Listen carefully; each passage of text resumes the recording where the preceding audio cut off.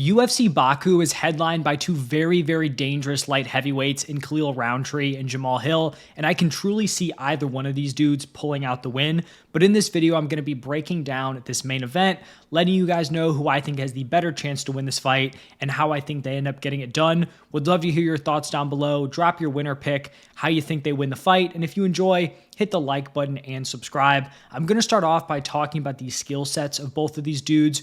We'll start off with Khalil Rountree here. He is 6'1" with a 76.5-inch reach, 35 years old, and has a 9-6 record in the UFC. His last fight was a title matchup against Alex Pereira, where he had a pretty solid showing, but ended up getting finished in the 4th round by knockout. He's a southpaw, and he's a southpaw that's pretty much going to fight 100%, from that stance. Jamal Hill on the other side is a southpaw, but tends to mix it up more. Khalil Rountree, you know what you're getting. He's going to go in there, and he is going to fight from that stance. Khalil Rountree is very, very explosive. He's able to close distance very quickly. He throws well in combination, and that's how he's able to close the distance, whether that's, jab straight into his lead hook, straight lead hook, to extend the combination. He's going to explode, and he kind of needs to because he is, typically undersized compared to some of the other light heavyweights. Really powerful straight left, has a really nice lead hook, throws very heavy body kicks. He has a Muay Thai base,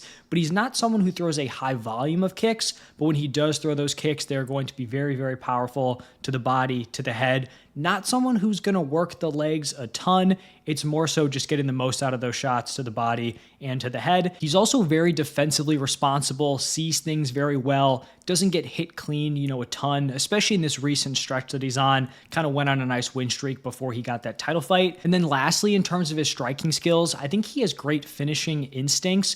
You'll see guys sometimes they clip someone and either they don't press enough or they press too much and they get overextended, get countered. Khalil has a great feel for when he has a guy in danger and how much he needs to push. Like you'll see him land a shot and maybe it looks like a dude is super rocked, but he might not go all out for the finish and they end up recovering pretty well. And you think like, all right, maybe they're not quite as hurt as you originally thought when you saw it. You'll have other circumstances where he'll have someone hurt and he will pounce and just land some vicious shots. I think the fight that, probably most people are thinking of here is against Carl Roberson, where he had this dude hurt and mugged him like he owed him money. He was ripping body kicks to him on the ground. Just landing these huge shots viciously, following up after hurting him. So I think he does have great instincts in that department. When we're looking at his durability, he's been knocked out 3 times in his career, but he's only been dropped once in the UFC. So he was finished by Alex Pereira, where Pereira just pretty much ate him alive in that 4th round, but I still think showed really solid durability, never actually got dropped in that fight, but eventually his body just gave out and he couldn't take it anymore. Another one of his knockout losses was ground and pound elbows against Ian Cutelaba, and then the one time he was actually dropped was just vicious elbows against Johnny Walker, but I certainly wouldn't say he has durability issues. I think his durability, really held up in that Alex Pereira fight, and he's taken a really long layoff, so I'm not worried about the shots he took there to carry over and for his chin, to be compromised heading into this matchup. I think when we're looking at his weaknesses, the biggest weakness that I think he has is just the fact that he's going to be undersized for this weight class. We've seen him kind of come up short on some of his punches. He really does need to explode into range due to the lack of size, so that would probably be the most glaring issue. On the other side here with Jamal Hill, talking about his overall breakdown, his skill set, he is 6'4" with a 79-inch reach, 34 years old, 6-3 record in the UFC, coming off of back-to-back knockout losses to Alex Pereira and Yuri Prochazka. Like I talked about with Khalil Rountree, Jamal Hill also a southpaw, but is way more willing to mix up his stances. Is fine fighting from orthodox. We saw in the Yuri fight especially, really mixed it up pretty much throughout the entire fight. Jamal Hill is very, very powerful, super powerful with his straight left. His overhand right, when he goes from orthodox, has a really hard-hitting lead right hook. He attacks the body pretty well, whether that's straights, front kicks. If he's in the clinch, he'll rip to the body. So mixes up his targets fairly effectively, and then also can land some really hard knees in the clinch. And then kind of a strike that we haven't seen in a ton of his matchups, but specifically in the Glover Teixeira fight, really used his head kicks well. Glover did not pick them up well at all, and he was able to land a lot of damaging shots in that matchup. we've seen Jamal Hill show some decent durability and his recoverability. I know I said he's been finished in back-to-back fights. The Alex Pereira one, yeah, he got caught. It happens. You get hit with that left hook, you're pretty much guaranteed to get finished. Like, that's just how it works.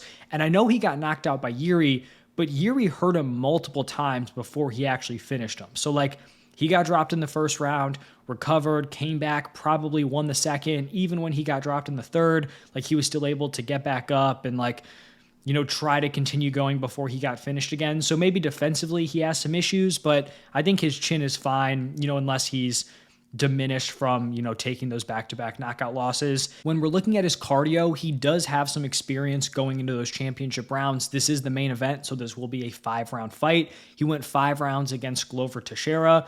Never really seemed to get super tired, was also able to like combat the grappling from Glover even late in that fight in the championship rounds. And then he had a round 4 finish in a main event against Thiago Santos. Khalil Rountree does have less experience, did go into round 4 with Pereira, fought at a decent pace at altitude. I don't really have massive, cardio concerns out of either of these dudes, but I think Jamal Hill, you can say he's a little bit more proven in that department just in terms of his 5-round experience. And then when we're looking at some of the weaknesses here for Jamal Hill, I do think they're a little bit more pronounced. Jamal Hill does not have great footwork. He tends to overextend on his shots. He kind of falls over his feet. So it's fine if you're throwing like a 1-2 and you want to switch stances to potentially, add on another shot. Could be like an overhand right if you're fighting in southpaw, but you don't want to overextend if you're just throwing the 1-2 and have nothing left behind it, because then you're just like falling over your feet and you're kind of just sitting there as like a sitting duck. That's something we see a lot with Jamal Hill. Also, if you just like watch his lower half, he just has a very, very unstable base. I'm sure tearing the Achilles didn't help that. I think he's dealt with some other injuries since then, I think, to his lower body. But like, you just watch the lower half, he's not super clean, not super sharp. He's kind of flat-footed, doesn't really get into his legs on his shots, seems pretty stiff in his lower half. So those are kind of like the overall breakdowns for these two dudes. I think there's a few key areas that I want to touch on here. The first one I'll just get out of the way. I didn't really reference either of these dudes' grappling abilities. We could potentially talk about like how they do defensively, but I fully expect a striking battle here. I don't think either one of these dudes are going to wrestle. Neither guy has landed a single takedown in the UFC. That is 24 total fights between the two, not a single takedown. That is insane. We didn't see either of these dudes try to grapple Alex Pereira. If you're not going to grapple Alex Pereira, I don't think these guys are going to grapple each other here in this matchup. So we can move on from that. One key point I do want to touch on here is I feel like this is kind of a battle of skill versus size. So skill is obviously going to go to Khalil Rountree here. I just think he's the significantly more technical fighter. I think he has better footwork.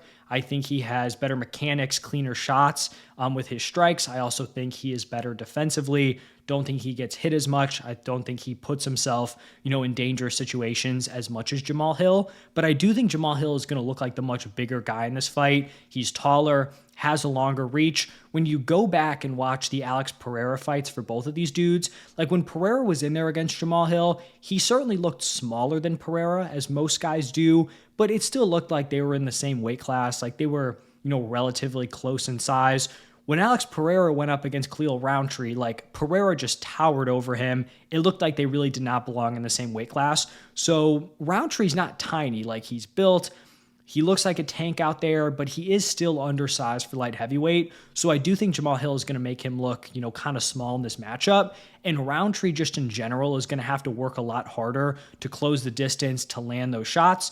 And then also just in terms of like their natural ability, both these guys hit very hard, but when you consider the fact that Jamal Hill is way less technical than Khalil Rountree, certainly doesn't use his base as well, I'd still probably say he's the more powerful guy, despite having worse technique and probably not getting as much out of his punches as he could. So just naturally, Hill has the size advantage, and I do think he has the power advantage in this matchup. And like Hill is dangerous with pretty much every strike he throws, from either stance. The other big point I wanted to touch on here was kind of just what Hill's strategy is going to be heading into this fight, specifically with his stance. So is he going to go southpaw? Is he going to go orthodox? Is he going to be consistently switching stances like we saw in the Yuri Prochazka fight? We really don't have a huge sample size of Khalil Rountree going up against southpaws. I believe the most recent one he fought was Carl Roberson. Roberson fought him southpaw, and I think Rountree looked fine in that matchup. I will say he didn't check leg kick super well, so that'll be an interesting thing to look at if Jamal Hill wants to attack that if he does go southpaw, because you have that outside leg kick available for both guys.